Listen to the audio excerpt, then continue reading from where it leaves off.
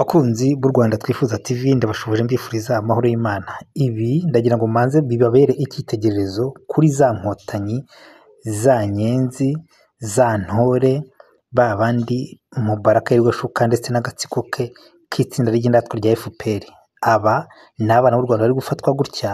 Uyu agize amahirwe ararokoka, niwe mu basirikare ba RDF cyangwa se ba RPF cyangwa se b'igisirikare cy'indatwa cy'intoranwa cy'ubwoko bumwe FPR ijyana ku rugamba. Dore nguyu wagize amahirwe ararokoka, ariko ari hatanga ubuhamya abwira abandi impamvu tugomba kujya ku rugamba, kandi ababwira ati mwitandukanye. Ntujya kubabwira nti abasirikare mwitandukanye, abapolisi mwitandukanye, mutandukanye na RDF ndetse n'abamutwara sibo n'abamudugudu n'abamutekano n'abagitifu mwitandukanye. Dore ngubu ubutumwa narababwiye, ubwo ntekereza ko ntazongera guhakana nguyu yambaye n'ibirango bya RDF ari kubisobanura. Banyita Ndayambaje Abuba, mu rugo ni mu Rwanda, navukiye ahantu bita i Kayonza, mfite imyaka 22, ninjiye mu gisirikare cy'u Rwanda 2022. On m'appelle Ndayambaje Abuba. Chez nous, c'est au Rwanda. Je suis né à Kayonza. J'ai 22 ans. Je me suis fait enrôler dans l'armée rwandaise RDF en 2022. Je fais une formation d'1 année avant de poursuivre l'autre formation. C'est en début de cette année 2024 que j'ai fini ma formation. Après notre formation, on nous avait pris et amenés au Congo pour venir combattre tous ensemble avec nos amis. Aussitôt arrivés dans les villages du Congo, les affrontements ont commencé et l'on a pilonné notre position.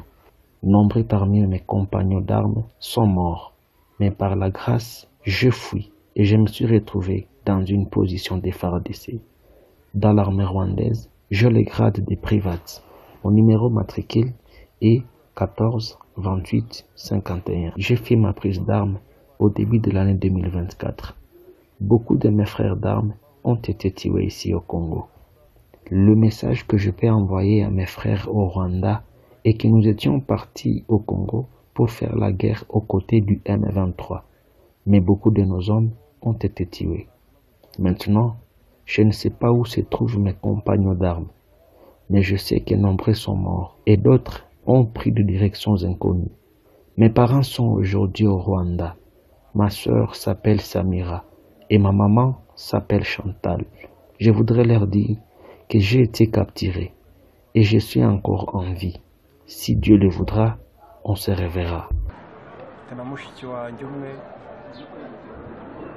Samira na mama bita Chantal, abasuhuza